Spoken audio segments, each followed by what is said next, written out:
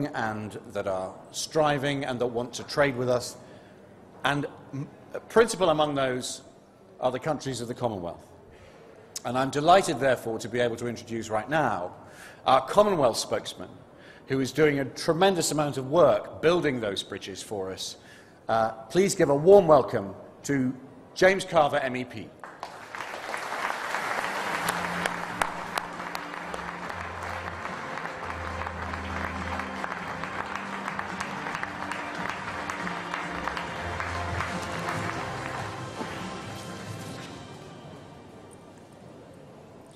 Good afternoon, Conference. After 19 years' membership, I'm delighted to stand in front of you today for my maiden speech at the UKIP Conference. It's taken a bit of time.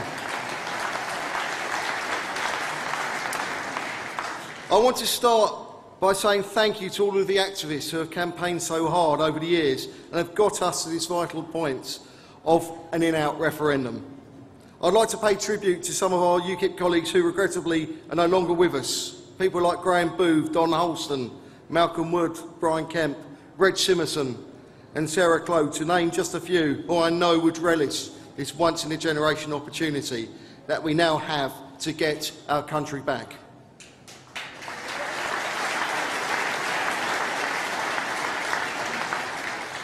We've waited since 1975 for this referendum, and accordingly we must take every effort together to win the day. Already the Stay campaign have given their misguided opinion that the UK is somehow unable to not only survive but also prosper independently, free from the shackles placed upon us by our EU membership. Such an opinion is completely and deliberately neglecting the many strong advantages that we have on the wider global stage, be it as a permanent member of the UN Security Council or alongside our position as a leading member of many other important international organisations. They ignore the fact that the world is a far larger place than the 28 member states that currently make up the EU, and this short-sightedness would prevent us from fulfilling our true potential as a genuine global trading nation. Even though I'm just 5'5", I'm not a little Englander. And I can tell you another thing, I'm certainly not a little European.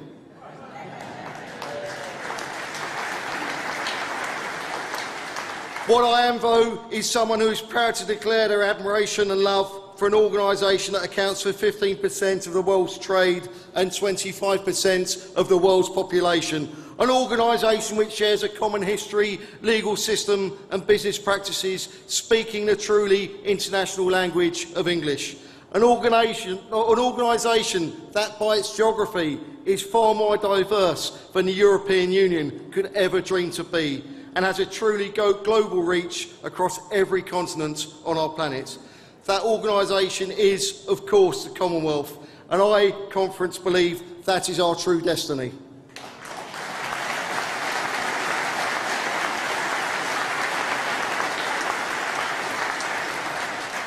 Over the past 70 years, in many people's lifetime, the UK ceded control of the largest empire in the history of mankind, granting independence to many countries, but afterwards came together as a Commonwealth of nations.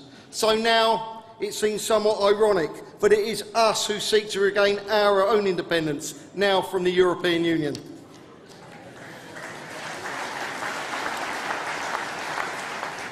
Today's UK is a far different country from that when we joined the EEC back in 1973.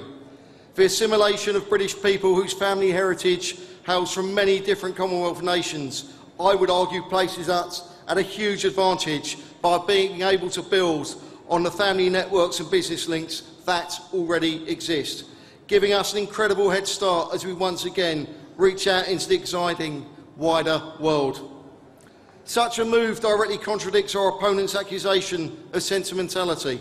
Indeed, after 42 years' membership, it's my belief that it's a Stay camp who are being sentimental by surrounding themselves in the false promises of the European Union. With our Commonwealth partners, we share deeply important historical, political and cultural ties. We are humble and proud of the unquestionable bravery and sacrifice made by the Anzacs at Gallipoli, the Indians at Neuve Chapelle, the Canadians at Vimy Ridge, and the South Africans at Delville Wood, who not only helped us defeat tyranny twice in the last century, they also helped to turn Britain into a great nation.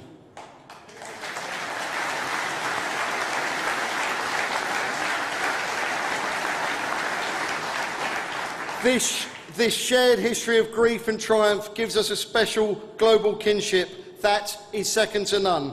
It is a national scandal that our political leaders have consistently let it be forsaken in a push for a European superstate.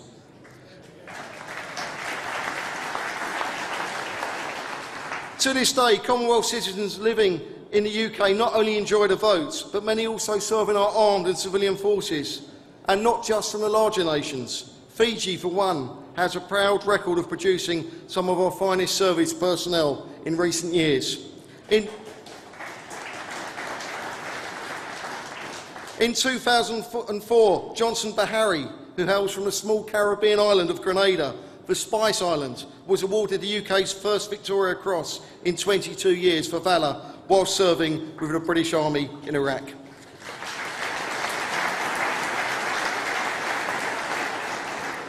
The effect that Britain's EU membership had on some Commonwealth nations are well known, not least the impact on Caribbean producers of sugar and bananas. And we will shortly hear, in a similar vein, from our next speaker, Rashida, about the negative impact that the EU has had in West Africa and Ghana in particular. So it's not just the UK that suffers. Our future prosperity is dependent on making every available use of every available network to penetrate deep into the giant and rising markets of Asia, Africa and Latin America. The best network that we have to hand to assist us with this aim is a ready-made Commonwealth network, reinvigorated in an age of almost total connectivity and interactivity, with a common working language, as I've said, and embracing a dozen or more of the world's fastest growing economies and providing a gateway to still more of the great emerging markets of the 21st century. This is, of course, the opposite of what we were told 40 years ago. Then the received wisdom was that Britain's global interests were finished. The Commonwealth could be abandoned like some embarrassing relative, and our destiny lay in a wholehearted participation in the then so-called common market. But today we are on the other side of the internet revolution, and an entirely new pattern of power and markets has been created. The wheel of economic fortune has turned full circle, and it is now outside the EU where all the growth for the next 2 decades is likely to occur, and where much of the wealth is going to be generated to finance the capital projects the world needs, including those in the debt-ridden West. On best estimates, the EU's share of global GDP is set to shrink whilst other areas expand. The Eurozone's share could be as little as 11.9% according to the IMF, whilst Commonwealth countries are projected to grow over the next 5 years alone by 7.2%. Of course, the modern Commonwealth has no specific trade track. That would have mattered 20 years ago, but today not only are the trade barriers far lower or negligible, but trade flows are taking completely different shape, with complex supply chains snaking through economies on several continents.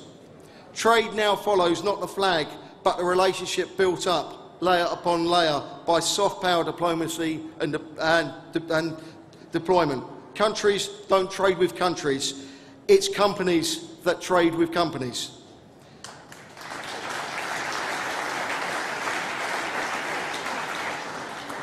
It should be no surprise that some of the biggest leaps in UK exports have been to Commonwealth countries. 33% to India, 31% to South Africa, 30% to Australia, and 18% to Canada. For the UK, the dice could truly have landed the right way up. The genius of the Commonwealth is that it is people-driven, civic society-driven, common interest-driven, and increasingly market and business-driven. That is why the age of hyper-connectivity has acted like a blood transfusion to a network covering almost a third of humankind. The transformed international scene is now filling up with new networks and alliances, some involving the Old West and some excluding it altogether. The Commonwealth is only one of these new or renewed systems.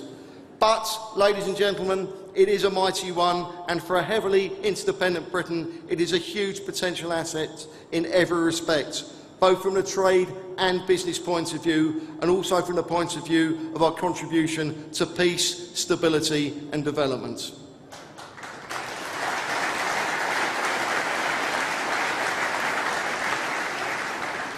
An organisation that promotes shared values, culture, history and interests can be the catalyst for wealth creation, thus transforming the third world on the road out of poverty and dependability on aid, and without the need for the unwieldy political superstructures at a time that recent technological innovations have made the world a far smaller place than it was when the EU was formed. In 2013, Commonwealth members combined total exports of goods and services to all countries stood at $3.4 trillion. This is estimated to be 14% of world exports. Both the UK and the Commonwealth can benefit from British independence from the EU. The natural flexibility afforded to Commonwealth members is a refreshing contrast to the rigid and over-regulated burden that is a consequence of our membership of the European Union. Tacitus must have foreseen the EU all those years ago when he said, "The more corrupt the state, the more numerous the laws." This natural